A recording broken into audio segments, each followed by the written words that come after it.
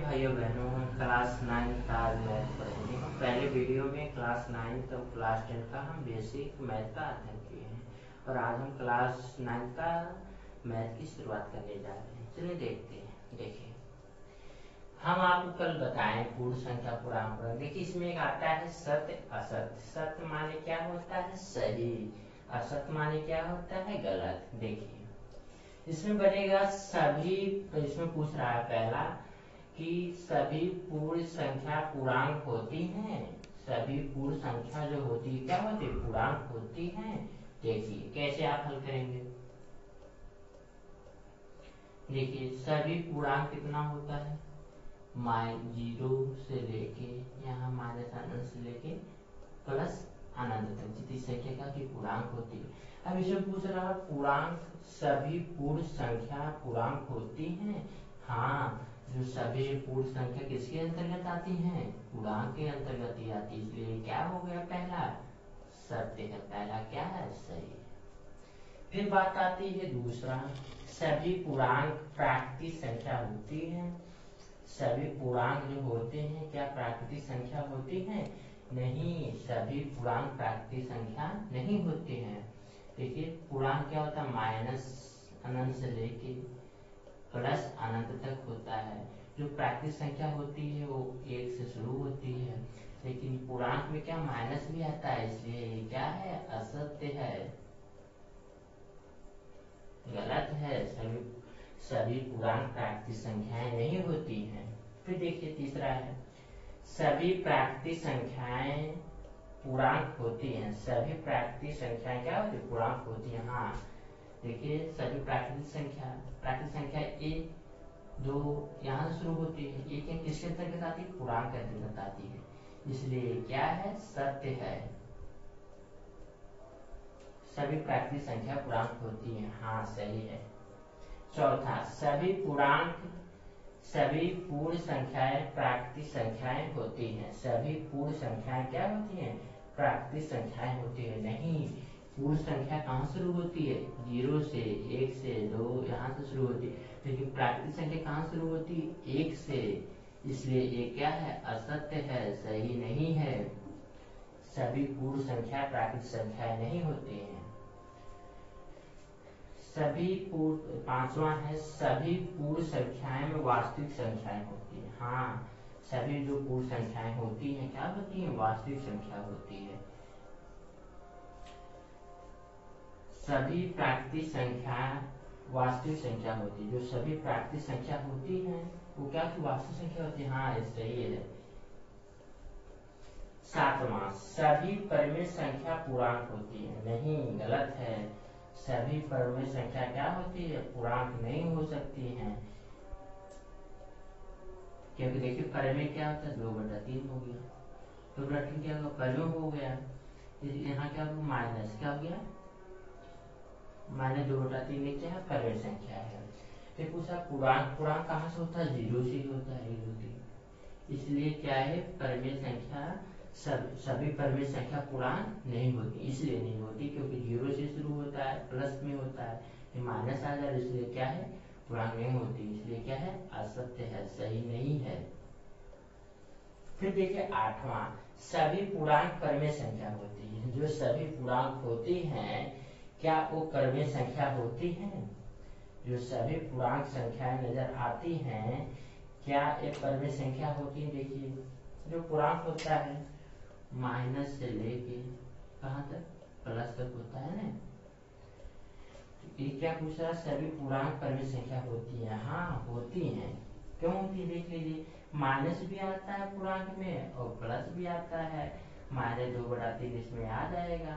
इसलिए क्या है? पूर्णांक, सभी पूर्णांक परिमेय संख्या। चलिए हम आप लोगों को प्रश्नावली हल कराते हैं 1.1। देखिए, इसमें पहला सवाल ये आता है, क्या 0 एक परिमेय संख्या है? आपको बताना है कि नहीं है। देखिए, 0 यहाँ इसको लिखेंगे।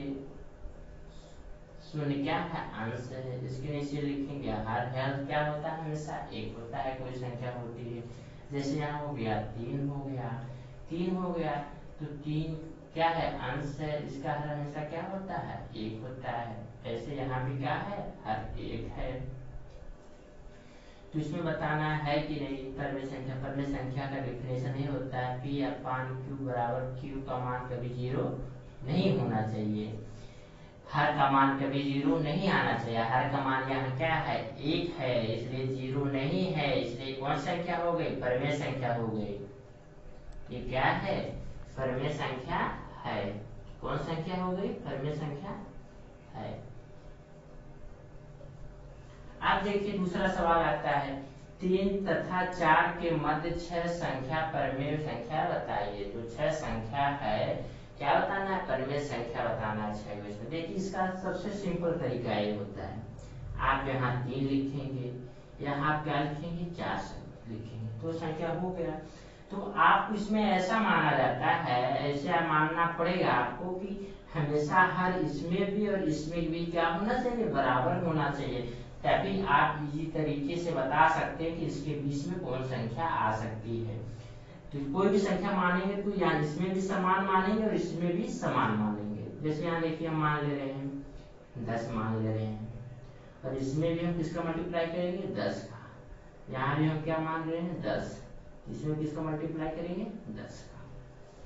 अब देखिए क्या हो गया है, क्या हो गया 30 हो गया, ये क्या हो गया 10 हो गया, ये क्या हो गया 40 हो गया, ये क्या हो गया 10 हो गया। अब आप इसके बीच में 6 संख्या बता सकते हैं। कौन 6 संख्या बता सकते हैं, 31/10, 31/10, 32/10, 33/10, 34/10, 35/10 और 36/10। इसमें क्या 6 संख्या बता दी आप, 1 2 3 4 5 6 संख्या बता दी। सबसे इजी तरीका इसका यही सॉल्व करने का तरीका है, कुछ नहीं समझना है इसको। एक ही तरीका समझना है कि 3 लिख देंगे, यहाँ 4 संख्या लेंगे, कोई भी संख्या लिखेंगे तो हर का मान क्या होना चाहिए, बराबर आना चाहिए, और वो भी संख्या से गुणा करेंगे तो दोनों में क्या, दोनों संख्या में क्या समान गुणा करना है। तो यहाँ हम अंश और हर में क्या 10 से गुणा करेंगे, अंश और हर में क्या करेंगे 10 से हम क्या करेंगे गुणा करेंगे, 10 से हम क्या कर लिए गुणा कर दिए आंसर में। तो यहाँ 30/10 आया, 40/10 आया। आप इसके अब देखिए यहाँ 10 हर है, यहाँ 10 हर है, इसमें आपको आसानी से समझ में आ गया कि इसके बीच में कितनी संख्या हो सकती है। आप इसमें 8 की संख्या लिख सकते हैं, 9 की संख्या लिख सकते हैं, आपको 6 संख्या बताया, 6 संख्या आप लिख के दिखा दिए, इसका ये क्या हो गया, उत्तर हो गया। देखिए अब हम तीसरा सवाल हल करते हैं।